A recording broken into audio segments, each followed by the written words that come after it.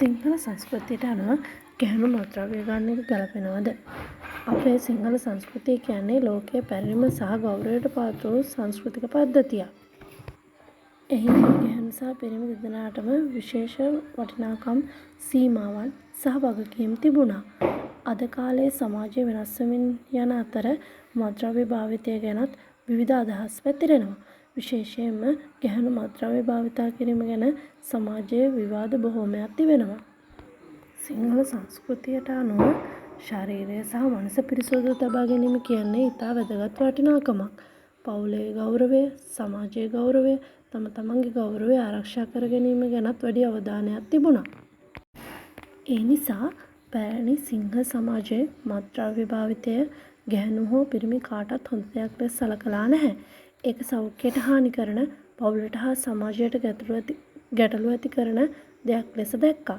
විශේෂයෙන්ම ගැහැණු අය ගැන කතා කළාම අපේ සමාජයේ ගැහැණු අය පවුලේ මූලික ශක්තියක් ලෙස සැලකුවා. අම්මා, දියණිය සහ සහෝදරිය ලෙස පවුල රැකගැනීමේ වැදගත් භූමිකාවක් ඔවුන්ට තිබුණා.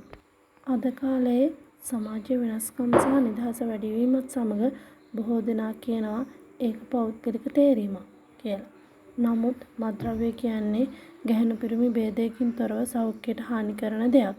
ගැහැණු අය වුණත්, පිරිමි අය වුණත් ඒක දිගු කාලීනව ශරීරයට, මනසට සහ ජීවිතයට නරක බලපෑම් ඇති කරන්න පුළුවන්. ඒ නිසා සිංහල සංස්කෘතියේ වටිනාකම් අනුව බලද්දී ගැහැණු මත්ද්‍රව්‍ය භාවිතා කිරීම ගැළපෙන දෙයක් ලෙස සලකන්නේ නැහැ. ඒ සමාජයේ ගෞරවයටත්, පවුලේ සතුටටත් සහ පෞද්ගලික සෞඛ්‍යයටත් හානි කරන්න පුළුවන්.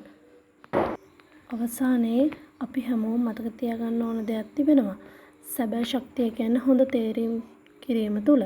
මත්ද්‍රව්‍ය වලින් ඈත් වෙලා සෞඛ්‍ය සම්පන්න, ගෞරවනීය සහ සාර්ථක ජීවිතයක් ගත කිරීම අපි හැමෝටම වඩා හොඳ මඟක්. ඔබේ අදහස මොකක්ද? ගැහැණු හෝ පිරිමි කාටත් මත්ද්‍රව්‍ය ගැළපෙනවද නැද්ද? ඔබගේ අදහස කමෙන්ට් එකකින් ලියන්න අමතක කරන්න එපා. වීඩියෝට ලයික් කරලා සබ්ස්ක්‍රයිබ් කරන්නත් අමතක කරන්න එපා. අපි ගිහින් එන්නම්. බායි.